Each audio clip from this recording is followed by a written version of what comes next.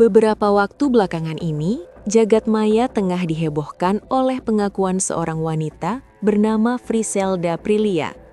Pasalnya, ia membuat pengakuan diduga telah mengandung anak dari aktor Andres Adelio. Meski sangat berat, namun Ichel memberanikan diri untuk sampaikan kepada sang ibu saat usia kandungannya baru menginjak 2 bulan.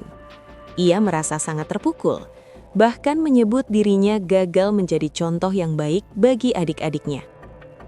Sang ibu pun tak bisa menyembunyikan rasa kecewa karena selama ini Ichel adalah anak pertama yang dibanggakan keluarga dan selalu terpantau aktivitasnya.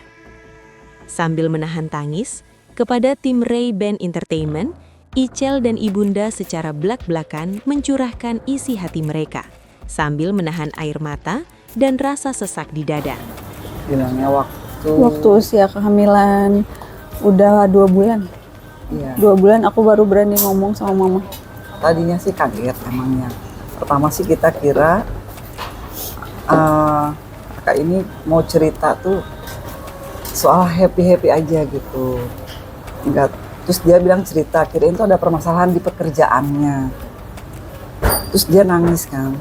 Kok kakak emang serius apa sih gitu, kirain tuh di kerjaan itu dikeluarin atau apa ya, nggak taunya dia cerita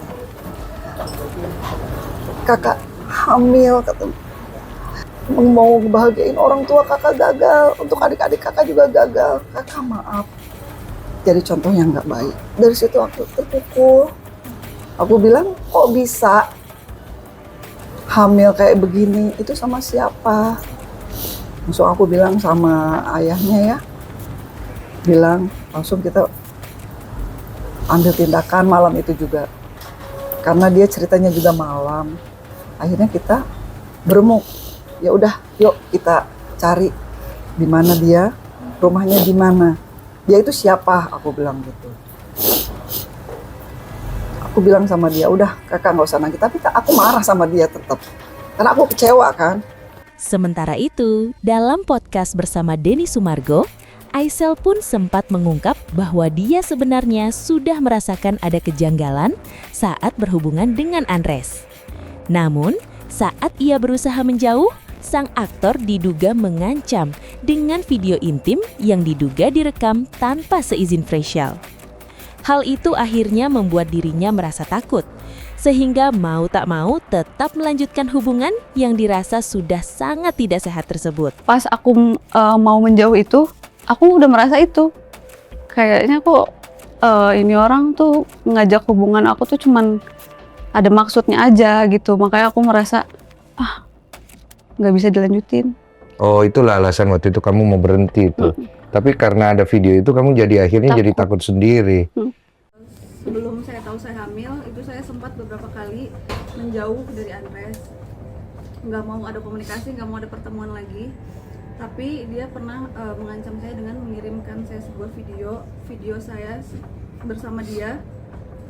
Tapi cuma sekali lihat di WhatsApp. Hanya sekali tampilan, Ya. sekali buka. Dia kayak semacam kasih saya gertakan untuk saya tetap stay sama dia dan nggak pergi dari hubungan ini. Video apa itu ya? Video saya berhubungan sama dia.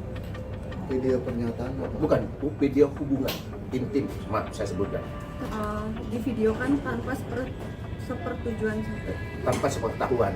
Jadi diam-diam dia melakukan video itu Rekaman. dan rekaman betul. Ya. Nah setelah ada kejadian ini baru dia kirim. Itu kan sebagai bentuk ancaman.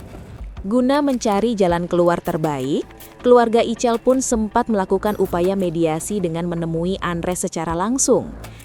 Dalam pertemuan itu, Andres disebut sempat menyatakan kesediaannya untuk bertanggung jawab, bahkan secara tertulis. Namun, sikap tersebut tidak bertahan lama. Belakangan, Andres justru melimpahkan seluruh urusan kepada kuasa hukumnya, seolah enggan berkomunikasi secara personal dengan pihak keluarga Ichel. Ya aku mau minta pertanggungjawaban sama dia, tapi dia bilang mau bertanggung jawab tapi asal ketemu sama Ichel dulu. Ya, pas datang Ichel, dia ngobrol sebentar sama anak aku, akhirnya dia mau tanggung jawab, nulis lah pakai selembar kertas itu kan. Aku tunggu jawaban kamu 1 bulan ini. Akhirnya dia komunikasi. Selanjutnya aku dengar kabar dari dia, jawabannya nggak enak. Dia ngelempar aku ke lawyernya. Yang lebih mengejutkan, alih-alih pertanggungjawaban, Andres diduga sempat menyarankannya untuk meminum obat guna menggugurkan kandungan. Dalam percakapan yang disebut-sebut sebagai bukti, Andres bahkan diduga berjanji akan menanggung biaya perawatan setelah proses tersebut dilakukan. Namun, Icel memilih untuk tetap mempertahankan calon bayinya dan ternyata mendapatkan balasan yang sangat menyakitkan. Kalau dari Andres sih cuman ngomong, kita minum obat aja ya gitu, aku dampingin. Nanti setelah kalau udah keluar gitu, semuanya aku tanggung, kayak biaya rumah sakitnya atau apa, perawatannya kayak gitu.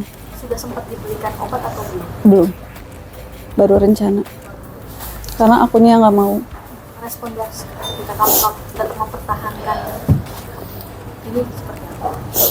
Dia sih bilang kayak, ya pokoknya ngatain aku perempuan gila lah, maksudnya kenapa mau mempertahankan gitu. Emang udah siap, nanti kalau makin gede makin susah katanya. Terus kayak biayanya kan gak murah, kayak gitu-gitulah. Selama masa kehamilan, Icel menyatakan tidak pernah menerima bantuan finansial sepeser pun dari Andres. Dalam pengakuannya, Icel menegaskan bahwa sepanjang kehamilan, ia hanya mendapat dukungan penuh dari keluarga, khususnya orang tuanya. Setiap pemeriksaan rutin seperti USG hingga persiapan menjelang kelahiran, semua ia jalani dengan didampingi orang tua. Icel pun mengaku sengaja menunggu hingga kandungannya cukup besar sebelum berani berbicara ke publik demi menjaga kesehatan mental dan fisiknya. Awalnya mungkin saya sempat berharap dia menjadi sosok yang akan selalu bisa mendampingi saya, yang bisa menemani saya gitu. Tapi pas udah tahu sifat aslinya ternyata kayak gitu, penyesalan sih enggak. Yang penting sekarang menjalani aja sih. Tetap nguatin dia. Apapun yang akan terjadi untuk anak, selalu aku dampingi. Apapun itu. Karena merasa tidak ada itikat baik dari pihak Andres untuk bertanggung jawab secara kekeluargaan, Icel bersama keluarganya akhirnya memutuskan untuk menempuh jalur hukum. Langkah tersebut diambil demi mendapatkan keadilan, terutama bagi bayi yang saat ini tengah dikandung Icel dan diperkirakan akan lahir pada bulan Februari mendatang. Sang ibunda pun menegaskan bahwa terlepas dari status Andres sebagai figur publik, siapapun yang telah merusak pribadi orang lain harus berani bertanggung jawab. Awalnya aku hanya ingin mereka bertanggung jawab atas perbuatannya. Karena ini adalah dosa mereka. Agar mereka bisa teruskan hidupnya lebih baik lagi. Tapi pada kenyataannya kita tidak mendapatkan itu. Makanya kita untuk melanjuti ini ke jalur hukum. Karena aku ingin anak ini ada pertanggungjawaban, maupun dia siapa. Kalau dia merasa merusak pribadi anak, siapapun harus mau bertanggung jawab. Itu aja.